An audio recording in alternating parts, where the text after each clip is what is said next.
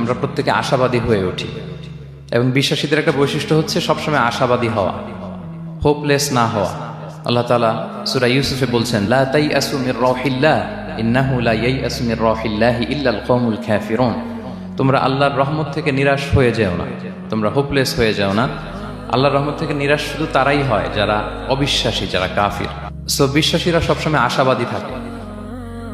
তো এই রমাদানুল মুবারক এটা আমাদেরকে সবসময় আশাবাদী করে, আমাদেরকে স্বপ্ন দেখায়, আমাদের হৃদয়ে আশা জাগায়। আমরা যখন রমাদান কেন্দ্রিক কথাগুলো শুনি আমরা উচ্ছ্বসিত হয়ে উঠি। যখন বলা হয় যে এই মাস আসলে একটা নফল করলে ফরজের সমান সওয়াব, তারপর এই মাসে উমরা করলে হজের সমান সওয়াব, তো এটা শুনলে মনের মধ্যে একটা আশা জাগে যে আমাদের আওয়ার রিওয়ার্ডস আর মাল্টিপ্লাইড, আমাদের যে প্রতিদানগুলো দেয়া হচ্ছে নেক কাজের, এটা অনেক বাড়ানো হচ্ছে।